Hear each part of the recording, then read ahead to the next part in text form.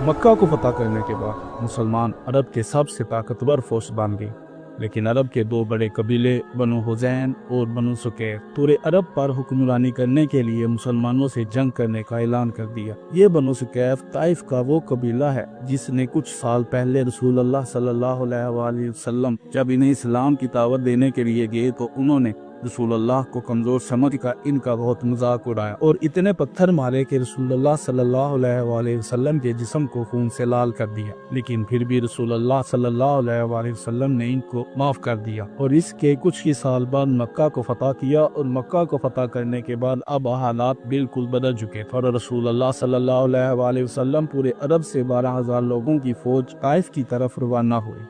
Taif के लोग अपना शहर छोड़कर मुसलमानों से लड़ने के लिए हुनैन की वादी में जमा हुए। हुनैन मक्का और ताइफ के सेंटर में एक इलाका है जो दो बड़े पहाड़ों के दरमियान में वाक़या है। ताइफ के लीडर ने अपनी सारी फौज हुनैन की वादी में जमा कर ली और सबको आर्डर दिया कि सारी फौज अपने बच्चों और औरतों को भी साथ लेकर आए ताकि इसकी फौज जंग छोड़कर भाग ना जाए और बहुत बहादुरी के साथ इस जंग को लड़े।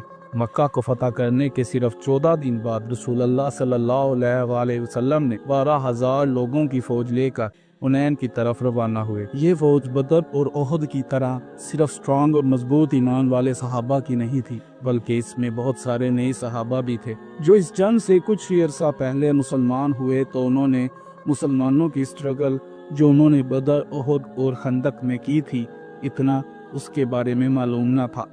तो उन्होंने रसूल अल्लाह सल्लल्लाहु अलैहि वसल्लम से एक डिमांड की कि हमें एक ऐसा दरख्त या एक ऐसा पेड़ बना कर दें जो बहुत बड़ा हो, जिसके नीचे बहुत सारा साया हो।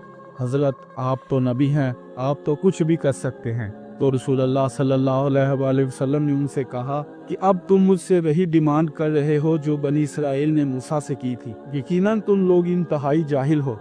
फिर कुछ और नए मुसलमान कहने लगे कि हमारे नंबर्स तो बहुत ज्यादा हैं, 12,000 हैं, हम तो आराम से जंग जीत जाएंगे। जिस पर रसूल अल्लाह सल्लल्लाहु अलैहि वसल्लम को बहुत गुस्सा आया, क्योंकि ये नए मुसलमान हैं, अल्लाह से ज्यादा अपने नंबर्स पर यकीन रखते हैं। मुसलमान हुनैन के दो बड़े पहाड़ों के दरमियान सुबह होने से कुछ देर पहले ही अंधेरे में पहुंच चुके।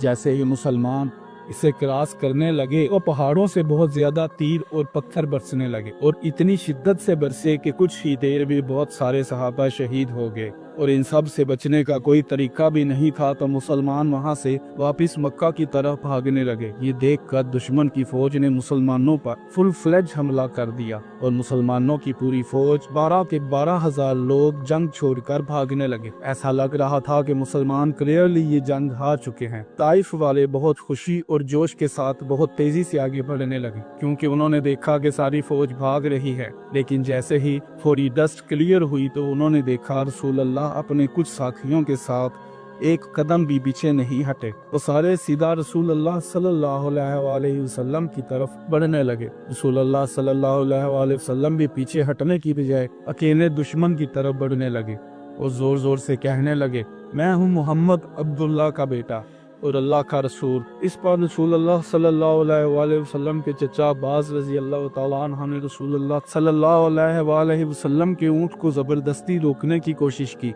तो रसूल अल्लाह अपने ऊँट से नीचे उतरे और दोबारा दुश्मन की तरफ बढ़ने लगे। ये देखकर हजरत अब्बास जोर जोर से अपनी फौज को बुलाने लगे कि कहाँ जा रहे हो, अल्लाह के रसूल को छोड़कर। जिससे आहिस्ता आहिस्ता पूरी फौज को एहसास होने लगा कि अगर आज उन्होंने ये जंग छोड़ दी तो रसूल अल्लाह सल्लल्लाहु अलैहि वसल्लम की जान को भी खतरा हो सकता है। रसूल अल्लाह सल्लल्लाहु अलैहि वसल्लम जंग से एक कदम भी पीछे नहीं हट रहे थे। रसूल अल्लाह सल्लल्लाहु अलैहि वसल्लम का ये जज्बा और अल्लाह पर यकीन देखकर आहिस्ता आहिस्ता पूरी फौज जंग में वापस आने लगी और मुसलमानों की पोजीशन दोबारा जंग में स्ट्रांग होने लगी और कुछ ही देर में 12,000 लोग जंग में वापस आए और दुश्मन पर टूट पड़े और ताइफ वाले जंग छोड़कर हर तरफ भागने लगे। मुसलमानों ने इनका पीछा करना शुरू किया।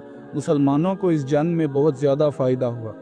6,000 कैदी और 24,000 सोने के सिक्के। आखिर मुसलमान इनका पीछा करते करते ताइफ के किले के पास पहुंच गए, लेकिन ताइफ वालों ने पहले ही 1 साल की खुराक अंदर जमा करके खुद को किले में सिक्योर कर लिया था। मुसलमानों की बहुत कोशिश के बावजूद भी ये किला फतह ना हो सका, जिसकी वजह से मुसलमानों ने यहाँ बहुत दिन गुजारे।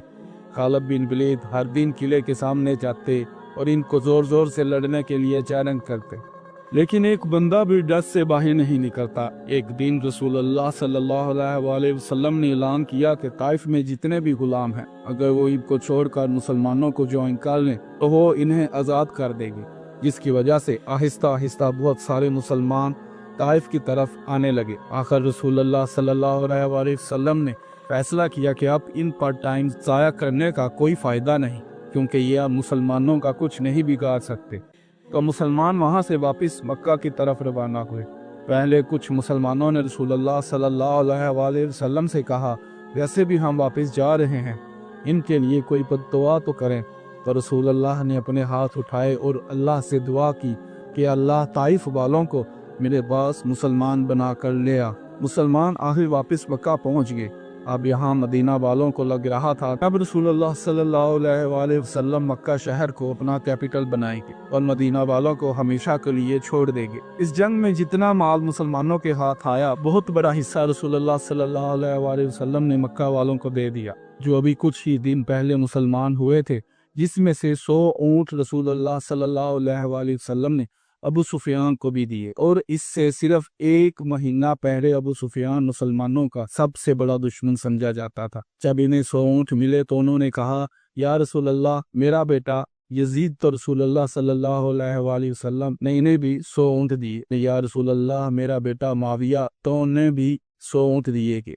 जिस पर मदीना वालों को ये बात बहुत अजीब लगी और इनमें से एक ने ये तक कहा कि मेरी तलवारों से इन मक्का वालों का खून नसी तक टपक रहा है और यहाँ सारा माल इन्हीं को दिया जा रहा है। तो एक और शख्स ने कहा कि हो सकता है ये रसूलुल्लाह के अपने हैं, इसीलिए इनको इतना कुछ दिया जा रहा है। जब रसूलुल्लाह ने इन बातों का पता चला तो उन्होंने मदीना के सारे इंसार को एक जगह जमा किया और इन्हें कहा, क्या तुम लोग गुमराह नहीं थे कि मेरी वजह से अल्लाह ने तुम लोगों को सीधे रास्ते पर लगाया, और कहा तुम लोग गरीब नहीं थे और अल्लाह ने तुम्हें बहुत सारा माल दिया। फिर रसूलुल्लाह ने कहा, क्या ये बेहतर नहीं है ये लोग अपने साथ दुनिया का माल ऊँट ले जाएं और तुम अपने साथ अल्लाह के रसूल को ले जाओ। और रसूलुल्लाह सल्लल्लाहु अलैहि वसल्लम ने मदीना वालों के लिए दुआ की और कहा कि ऐ अल्लाह, मदीना वालों पर रहम फरमा और इनके बच्चों पर रहम फरमा और इनके बच्चों के बच्चों पर भी रहम फरमा। ये सब सुनकर मदीना के इंसार बहुत खुश हुए और इसके कुछ ही दिन बाद रसूलुल्लाह सल्लल्लाहु अलैहि वसल्लम वापस अपने कैपिटल मदीना चले गए।